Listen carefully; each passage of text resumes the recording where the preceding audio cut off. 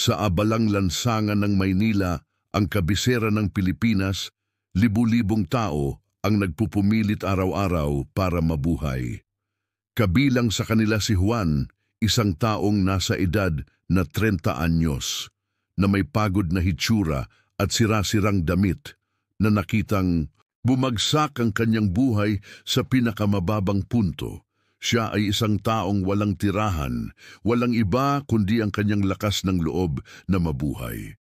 Tuwing umaga, nagigising siya sa isang maliit na kalimutang sulok ng lungsod kung saan ang mga basura at pag-abandon na lamang ang kanyang kasama. Ang lamig at ulan ay hindi ang kanyang pinakamasamang mga kaaway, ngunit sa halip ay ang patuloy na pakiramdam ng invisibility at kawalan ng pag-asa na kasama niya. Si Juan ay hindi ipinanganak sa ganong paraan. Siya ay nagmula sa isang hamak, ngunit masipag na pamilya na nahihirapan sa pananalapi tulad ng marami sa Pilipinas. Ngunit ang kombinasyon ng mga masasamang pagpili, personal na trahedya at isang serye ng mga kapuspalad na pangyayari ang humantong sa kanya sa mga lansangan. Mahirap ang buhay doon, walang kasiguruhan, at araw-araw ay kinakaharap niya ang gutom, ang takot na maging biktima ng karahasan, at ang mga mapanghusgang titig ng mga nagmamadaling dumaan. Gayunpaman, kahit na sa matinding sitwasyong ito, may isang bagay sa loob ni Juan na tumangging sumuko. Ito ay pagkatapos ng isang traumatikong episode na ang spark para sa pagbabago ay naiilawan. Isang gabi, muntik na siyang mawalan ng buhay dahil sa away ng mga palaboy nang tamaan siya ng isang bagay sa mukha. Sa ospital, nabugbog ang mukha at lalong sugatan ang kaluluwa, gumawa siya ng desisyon na magpapabago sa takbo ng kanyang pag-iral. Ayaw na niyang mamuhay sa ganoong kalagayan. Ayaw na niyang maging isa pang nawawalang numero sa estadistika ng kahirapan. Oras na para kumilos, oras na para magbago. Sa kabila ng kanyang kakulangan sa mga mapagkukunan, nakahanap si Juan ng kanlungan sa isang hindi inaasahang lugar, isang pampublikong aklatan sa kanyang lungsod. Doon, napapaligiran ng mga libro at katahimikan, sinimulan niyang kainin ang lahat ng kanyang makakaya tungkol sa personal na pananalapi, entrepreneurship, at ang pag-iisip ng tagumpay. Ang mga aklat na para sa marami ay tila malayo at komplikadong mga bagay ay para sa kanya ay isang liwanag sa gitna ng kadiliman. Naunawaan niya na ang unang hakbang sa pagtakas sa kahirapan ay hindi lamang paghahanap ng pera, ngunit ang pagbabago ng paraan ng pag-iisip tungkol dito. Ngunit ang landas ay hindi magiging madali. Ang kaalaman na walang aksyon ay walang silbi, at alam ito ni Juan.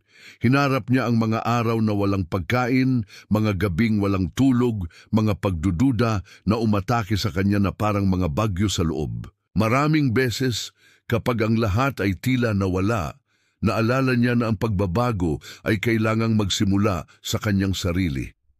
At sa gayon, nang may katatagan, nagsimula siyang gumawa ng mga unang hakbang.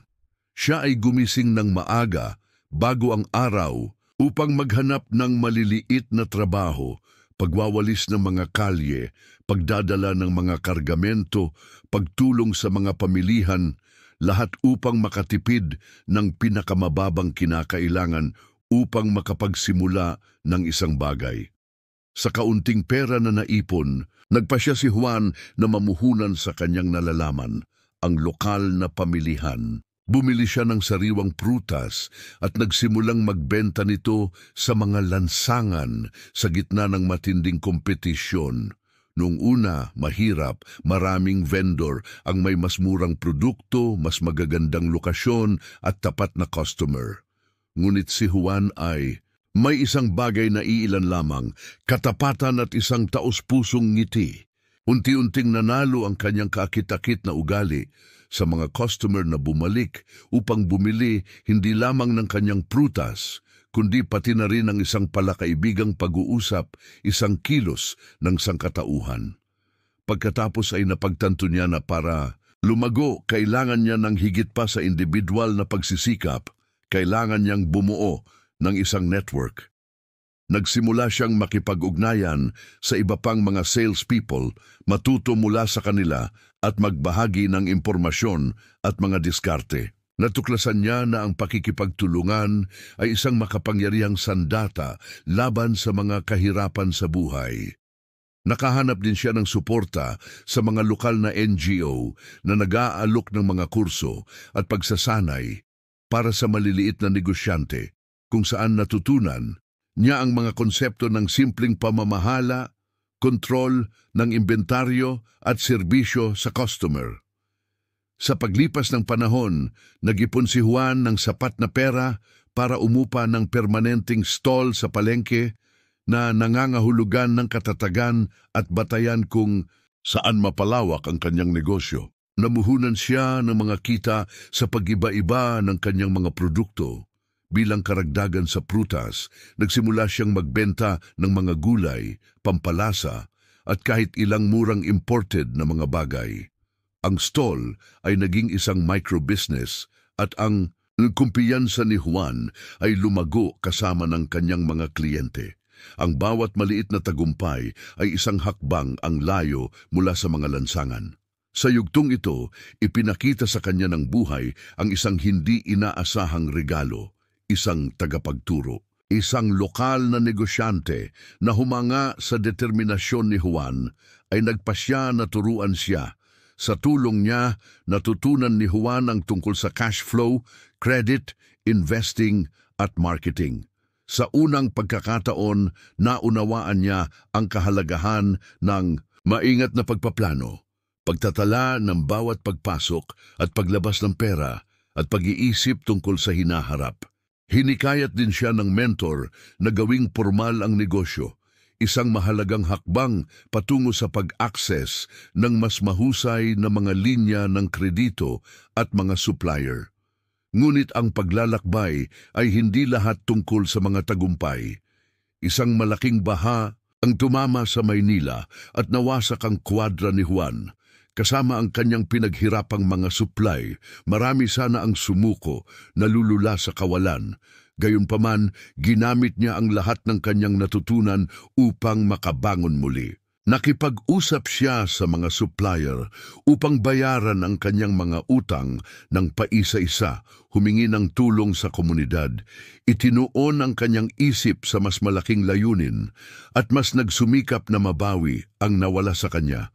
Sa pagbabalik ng kanyang negosyo, nagpasya si Juan na gumawa ng isang matapang na hakbang. Mamumuhunan sa ibang mga lugar. Bumili siya ng isang maliit na ari-arian na kanyang inupahan upang makabuo ng passive income, namuhunan sa edukasyon upang mapabuti ang kanyang mga kasanayan at nagbukas ng isang mas malaking tindahan, kumuha ng mga empleyado upang tumulong sa paglago. Hindi siya tumitigil sa pag-aaral, paghahanap ng kaalaman at pagpapabuti, palaging nakatutok ang mga paa sa lupa, ngunit bukas ang isip sa mga posibilidad. Sa wakas, pagkatapos ng mga taon ng pakikibaka, nakamit ni Juan ang inaakala ng marami na imposible, kalayaan sa pananalapi. Siya ay isang milyonaryo na bumangon mula sa mga lansangan na walang iba kundi determinasyon. Pero higit sa lahat, hindi niya nakalimutan kung saan siya nanggaling. Gumawa siya ng mga programa upang matulungan ang mga walang tirahan na makatakas sa kahirapan. Ibinahagi ang kanyang kwento upang magbigay ng inspirasyon sa iba at pinatunayan na sa lakas ng loob, disiplina at patuloy na pag-aaral, mababago ng sinuman ang kanilang buhay. Ito ang kwento ni Juan, ang taong nagpabago sa kanyang kapalaran na nagpapatunay na kahit tila nawala ang lahat, ang pagbabago ay posible. Kailangan mo lang maniwala at kumilos. Sa mga buwan na sumunod sa kanyang desisyon na baguhin ang kanyang buhay, napagtanto ni Juan na ang pinakamalaking pagbabagong anyo ay hindi mangyayari sa labas, ngunit sa loob ng kanyang sarili. Ang pagiging walang tirahan at walang pera ay nagpaunawa sa kanya na ang unang puhunan na kailangan niyang gawin ay nasa kanyang isipan. Ang bawat aklat na kinuha niya mula sa pampublikong aklatan ay hindi lamang pinagmumula ng impormasyon, kundi isang binhing itinanim sa kanyang ulo, isang liwanag na nagsimulang magbukas ng mga landas sa gitna ng kaguluhan. Natutunan niya, halimbawa, Dod certain hindi ko nga matlasan bagay, ngunit isang tool, isang mapagkukunan na maaring kontrolin at paramihin.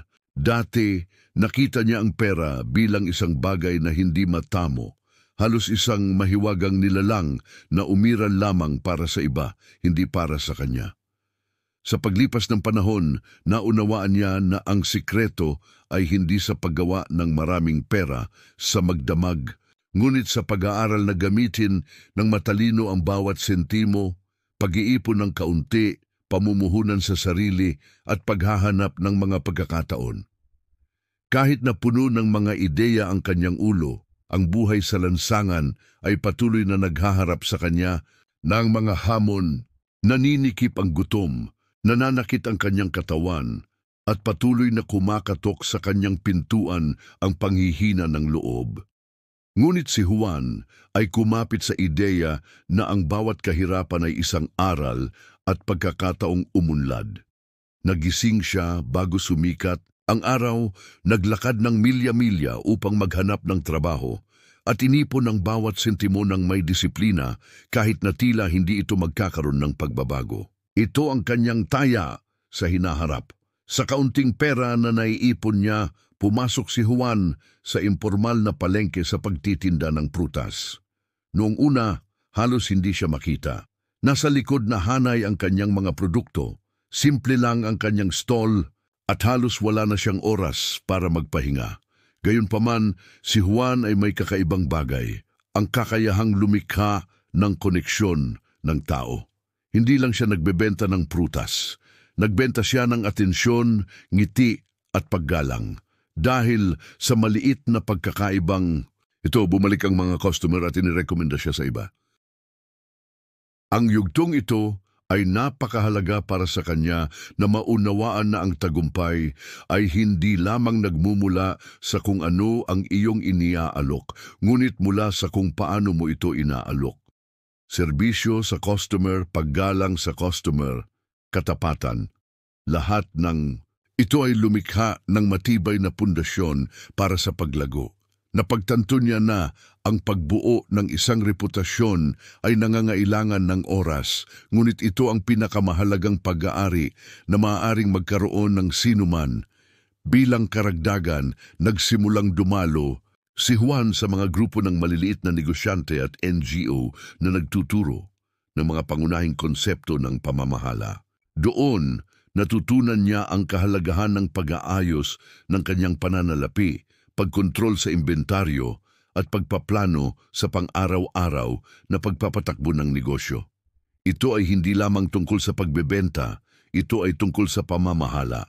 At ang pagbabagong, ito sa mindset ang naging turning point sa kanyang career. Nang makapagrenta siya ng stall sa palengke, nagkaroon ng pisikal na base at mas matatag ang kanyang negosyo. Hindi na niya kailangang dalhin ang lahat sa kanyang likod at nagsimulang makilala siya ng mga customer. Pinag-iba niya ang kanyang mga produkto, nag-aalok ng mga sariwang prutas at gulay, pati na rin ang mga bagay na madalas bilhin ng mga tao. Sa bawat maliit na tubo na muling namuhunan, naramdaman ni Juan na lumalayo siya ng kaunti sa mga lansangan at palapit sa buhay na dati niyang pinapangarap. Sa paglalakbay na ito, nakilala niya ang kanyang tagapagturo. Ang isang lokal na negosyante ay nakakita kay Juan hindi lamang isang tindero, kundi isang taong may potensyal at pagnanais na matuto. Ang tagapagturo na ito ay isang pangunahing manlalaro na nagpapakita kay Juan ng halaga ng pagpormal ng kanyang negosyo upang makakuha ng kredito at gumawa ng mas malaking pamumuhunan. Sa kanyang tulong, natutunan ni Juan ang kahalagahan ng pagkontrol ng cash flow.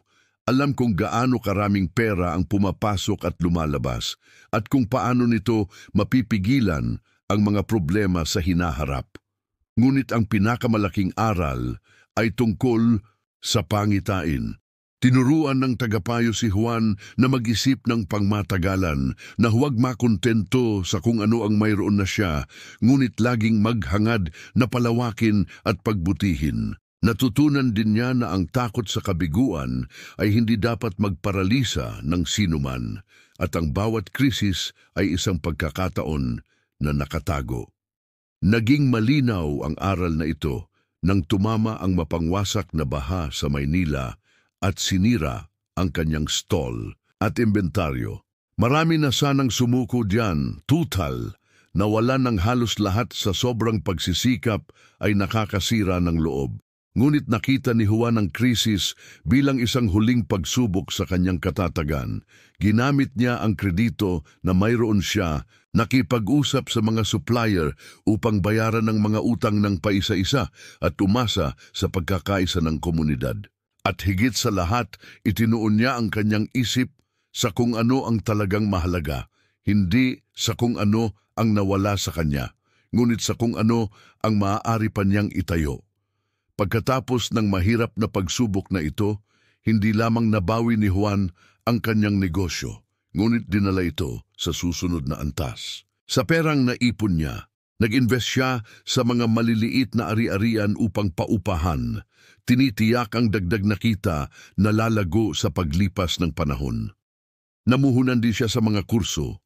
Alam na ang tuloy-tuloy na edukasyon ang magiging susi upang hindi na muling matigil. Ang maliit na nagtitinda sa kalye ay mayroon na ngayong mas malaking tindahan, mga upahang empleyado at isang pananaw para sa paglago na patuloy na lumalawak. Hindi na nakita ni Juan na kakaunti ang pera, ngunit bilang isang mapagkukunan na maaaring magamit upang baguhin ang mga buhay kanya at ang buhay ng iba.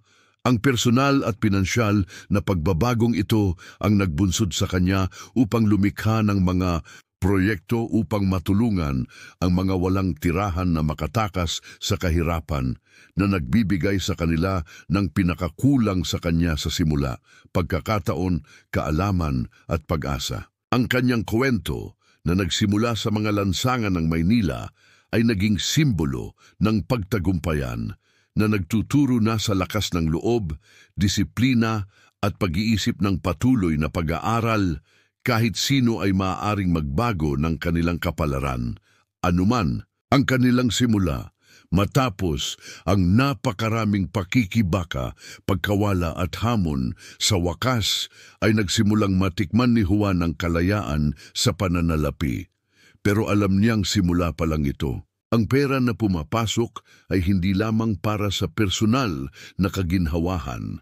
Ito ay isang kasangkapan upang magpatuloy sa paglaki at higit sa lahat upang matulungan ang iba na nasa parehong sitwasyon na siya ay dating.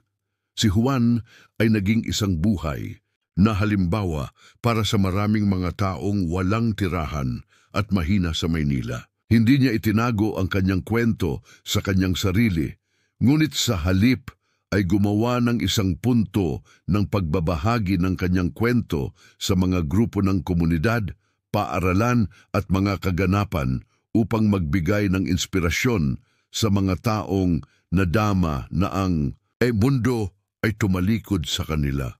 Para sa kanya malinaw ang mensahe, hindi kung saan ka magsisimula, ngunit kung saan ka gustong pumunta.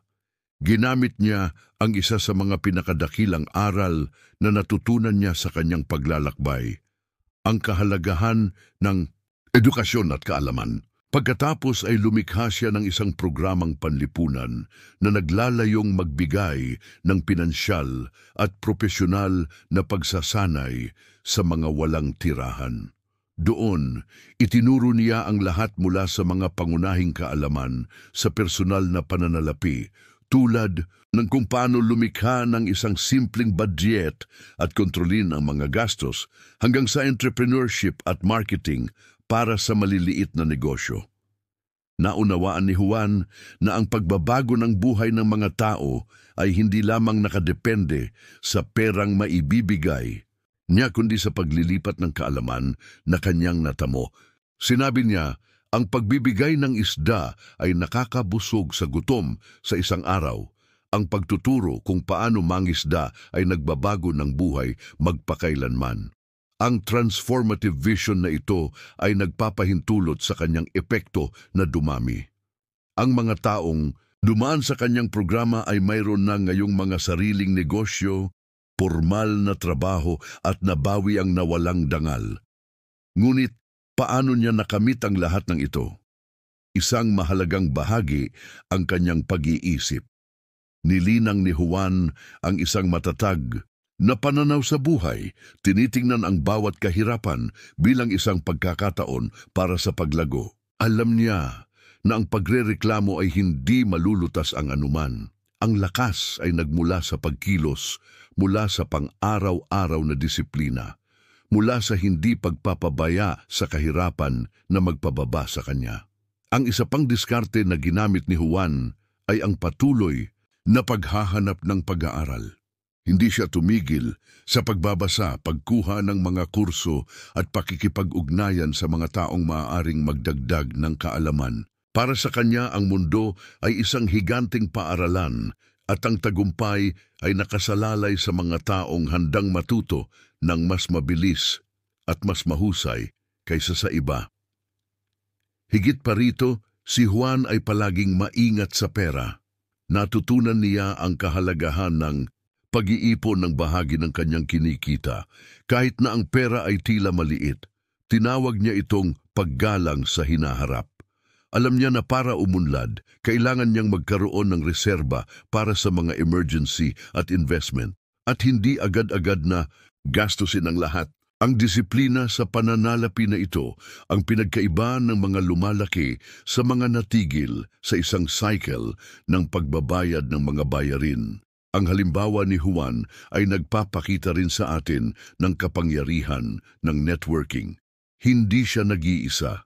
Humingi siya ng tulong, bumuo ng mga pakikipagsosyo at lumikha ng mga koneksyon, at ito ay mahalaga sa pagbubukas ng mga pinto na hindi niya kailanman makakamit sa kanyang sarili. Ang networking, kung tawagin natin ngayon, ay isang kasanayan na halos hindi niya namamalayan sa pamamagitan lamang ng pagpapahalaga sa mga taong nakapaligid sa kanya. Ngunit marahil ang pinakamalaking aral na matututuhan natin sa kwentong ito ay ang kahalagahan ng pag-asa at pagkilos na pinagsama. Walang silbi ang mangarap o maghintay na biglang magbago ang iyong swerte. Kailangan mong kumilos kahit na maliit ang mga hakbang at maniwala na posible ang pagbabago. Si Juan ay umatras. Nang isang hakbang, sinuri ang kanyang sitwasyon, natutunan kung ano ang kailangan niyang matutunan at ginawa ito. Hakbang-hakbang araw-araw.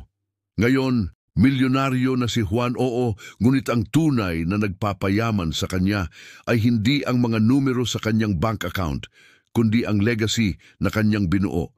Isang buhay na nagpapatunay na anuman ang mahirap na simula ang tagumpay sa pananalapi, ay isang bagay ng pagpili, pagtuon at lakas ng loob upang gawing katotohanan ang mga pangarap.